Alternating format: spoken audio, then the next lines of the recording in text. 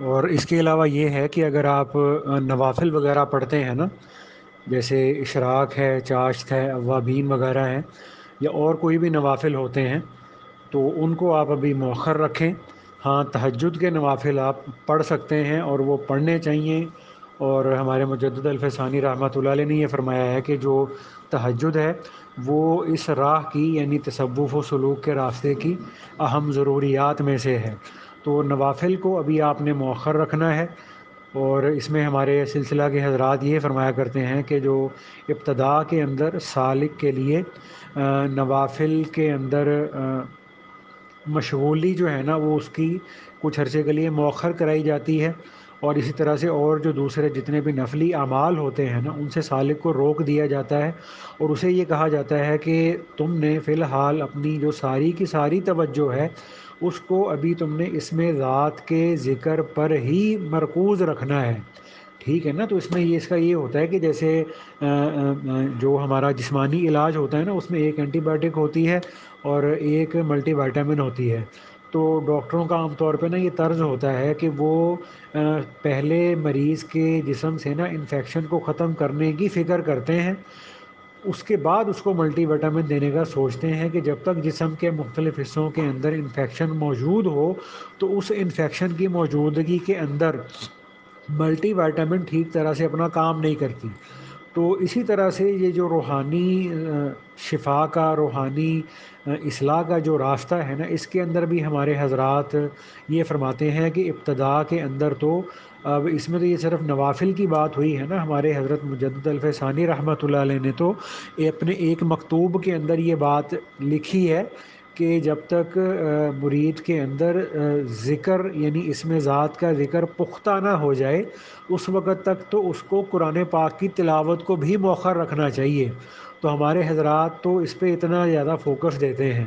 کہ یہ جو قرآن پاک کی تلاوت ہے اور نفل نمازوں کا پڑھنا ہے، یہ اور دوسرے جتنے بھی اعمال ہوتے ہیں نا ان کی حیثیت ہماری روح کے لیے نا ملٹی وائٹامن کی سی ہوتی ہے، اور اس میں ذات کے ذکر کی جو مثال ہے یہ ہماری روح کے لیے یہ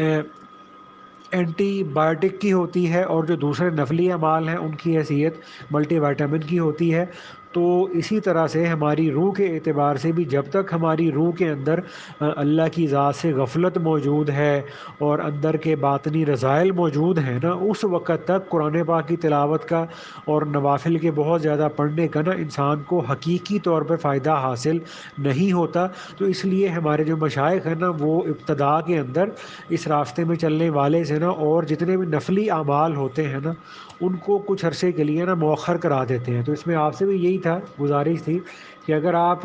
کوئی نوافل وغیرہ پڑھتے ہیں نا تو اس میں تہجد کی تو اجازت ہوتی ہے کہ تہجد پڑھیں اور ضرور پڑھیں، کہ اس میں ہمارے مجدد الفسانی رحمۃ اللہ علیہ نے یہ بات فرماتے ہیں کہ جو تصوف کے دوسرے سلاسل ہیں نا، چشتیہ ہے، قادریہ ہے، سہر وردیہ ہے، یا اور جتنے بھی سلاسل ہیں نا، تو ان کے اندر نا مجاہدات کا زور زیادہ ہوتا ہے، مجاہدات پر فوکس زیادہ کیا جاتا ہے۔ تو وہ مجاہدات کرا کر انسان کے نفس مطمئنہ کو نا نفس امارہ کو نفس مطمئنہ کی طرف لے کے چلتے ہیں نفس کے مجاہدات کے ذریعے۔ تو جبکہ ہمارے مجدد الفسانی رحمۃ اللہ علیہ یہ فرماتے ہیں کہ بھئی ہمارا جو سلسلہ نقشبندیہ ہے نا اس کے اندر دوسرے سلاسل کی طرز کے مجاہدے نہیں ہیں کہ بہت زیادہ بھوکا رہنا، بہت زیادہ جاگنا اور بہت زیادہ اپنے آپ کو مشقتوں میں ڈالنا۔ ہمارے سلسلے میں اس چیز کی ضرورت نہیں ہوتی۔ تو وہ فرماتے ہیں کہ ہمارے سلسلے میں جو ترقی ہوتی ہے نا وہ ایک تو اللہ کے نبی صلی اللہ علیہ وآلہ وسلم کی سنت کی کامل پیروی سے ہوتی ہے، دوسرے نمبر پر وقوف قلبی کے اہتمام سے ہوتی ہے۔ ٹھیک ہے نا؟ اور پھر ہمارے مجدد صاحب رحمۃ اللہ علیہ یہ بھی فرماتے ہیں کہ ہمارے سلسلے میں جو مجاہدہ ہے نا وہ تہجد کی نماز ہے۔ اس کی وجہ وہ یہ فرماتے ہیں کہ جب انسان دوسرے مجاہدے یعنی جو مروج اور متعارف مجاہدے ہیں نا جب انسان ان کو اختیار کرتا ہے نا تو انسان کی لوگوں کے اندر شہرت ہو جاتی ہے، لوگوں کو پتہ چلتا ہے کہ جناب یہ دیکھیں یہ ماشاءاللہ بڑے اللہ والے ہیں اور بڑے مجاہدے کرتے ہیں، بہت کم کھاتے ہیں، بہت کم سوتے ہیں، بہت کم بولتے ہیں۔ تو جب انسان متعارف اور مروج مجاہدوں میں لگتا ہے تو اس میں بسا اوقات انسان کے نا لڑکھڑانے کا خدشہ بھی موجود ہوتا ہے کہ جب لوگوں کے اندر اس کی واہ واہ ہوتی ہے، تعریف ہوتی ہے، تو مرید کے نا تکبر میں مبتلا ہونے کا بھی کبھی خطرہ موجود ہوتا ہے۔ تو لیکن ہمارے مجدد صاحب رحمۃ اللہ علیہ یہ فرماتے ہیں کہ لیکن جب سالک تہجد کی نماز کو ایک اعتبار سے گویا اپنے اوپر فرض کی طرح اس کا اہتمام کرتا ہے، یعنی گویا فرض کی طرح جب انسان تہجد کا اہتمام کرتا ہے تو یہ تہجد کا وقت ایسا ہوتا ہے کہ انسان کے دوست احباب کو یا اس کے رشتہ داروں کو یا اس کے محلے داروں کو تو اس کے تہجد پڑھنے کی کیا خبر ہونی ہے کہ بسا اوقات تو گھر میں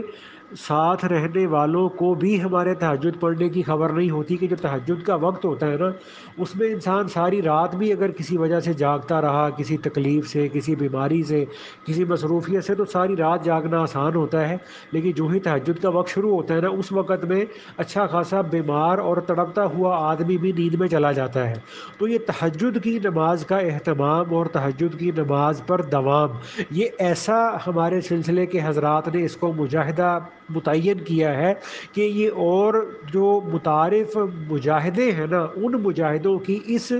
تہجد کے اہتمام کے مجاہدے کے آگے کوئی بھی حیثیت نہیں ہے، کہ اس میں بہت زیادہ اخلاص ہوتا ہے۔ دوسرے مجاہدے کرنے والا لوگوں کی نظر میں بڑی جلدی آ جاتا ہے، لیکن تہجد کی نماز پڑھنے والا چونکہ اب تہجد کا جو اہتمام ہے وہ گھر میں کرنے کا حکم ہے۔ اب شاید آپ تو ماشاءاللہ علم پڑھے ہوئے ہیں، میں نے شاید آپ کے ہندوستان کے ہی موجودہ علماء کی کسی کتاب میں چند دن پہلے یہ بات پڑھی تھی کہ اللہ کے نبی صلی اللہ علیہ وآلہ وسلم کے حجرہ مبارک کے بالکل ساتھ مسجد نبوی تھی،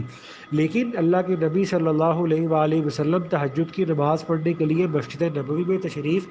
نہیں لے جاتے تھے، بلکہ اپنے حجرہ مبارک میں ہی تہجد کی نماز پڑھا کرتے تھے۔